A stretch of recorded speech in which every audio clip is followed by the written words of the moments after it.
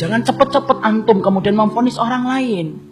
Masya Allah, suaminya solih, istrinya berantakan. Kita sering menyalahkan suaminya ketika solih, ketika istrinya berantakan.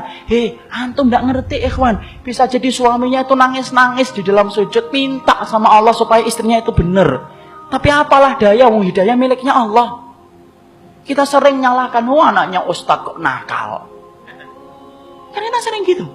Tanpa kita sadari kemudian kita komentar, keluarganya ustaz, ini ustaz besar ini. Anaknya kayak gini. Kita sering menyalahkan keluarganya ustaz, bahwasanya semua keluarganya ustaz itu semuanya harus solih. Ikhwan, jangan nyalahkan ustaznya. Mungkin ustaznya sudah mandi darah untuk meminta kepada Allah supaya anaknya benar dan ngikutin jejak dia. Tapi apalah daya.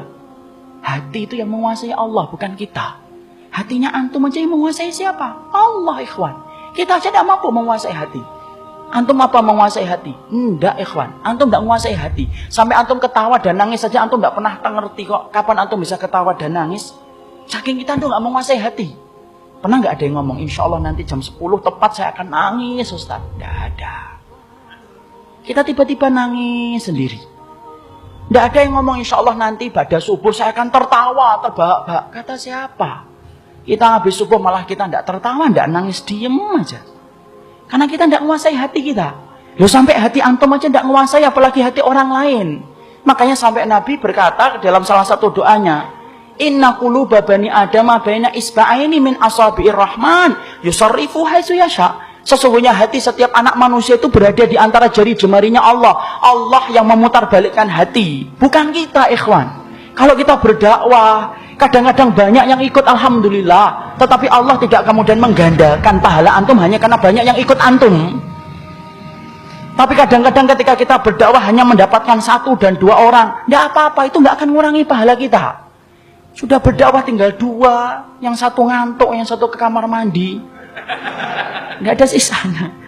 Tidak apa-apa, ikhwan. Emang antum kira bahwasannya seorang ustadz yang nggak lari, satu ustadz yang ada di TPA ngajar anak TPA kemudian dia menjadi lebih rendah pahalanya? Masya Allah, kata siapa? Bisa jadi mereka tidak terkenal di antara kita, tetapi menjadi orang yang terkenal di antara penduduk langit. Kenapa? Karena keikhlasan hati mereka itu mengetuk-ngetuk pintu langit yang diterima oleh para malaikat sebelum sampai kepada Rabbnya.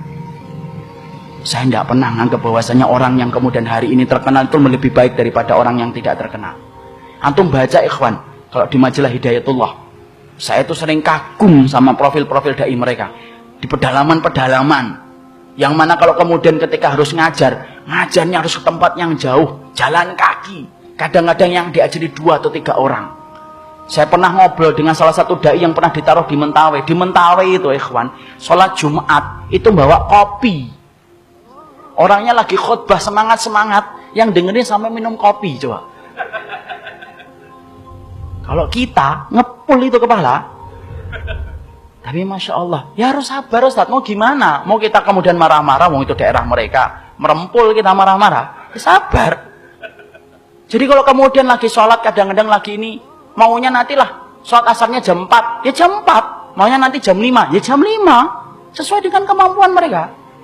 Tapi Masya Allah, disitulah kita paham, Allah tidak pernah nilai antum berapa banyak orang yang antum telah kemudian berikan ilmu.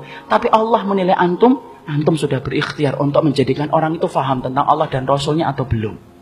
Supaya kita jangan merasa kalau jadi suami merasa berhak untuk memiliki hati istri. Tidak bisa, ikhwan. Makanya kalau antum punya hajat tentang istri antum, minta sama Allah, gantungkan harapan kita sama Allah. Sama pula kita punya permintaan tentang suami, gantungkan kepada Allah. Karena yang memiliki hati suami dan hati istri kita itu Allah, bukan kita. Ini kita paham. Kenapa? Ketika antum mengatakan ihdinas siratal mustaqim, berarti antum meyakini Allah yang punya hidayah. Itu yang menjadikan antum meminta kepada Allah supaya diberikan hidayah.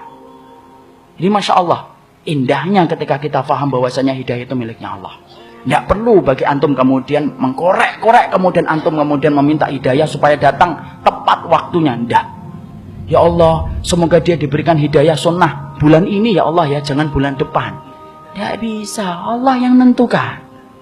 Kalau Rasulullah dan Nabi Nuh saja tidak menjamin mereka mampu untuk kemudian menembus hati orang yang paling beliau cintai, apalagi kita.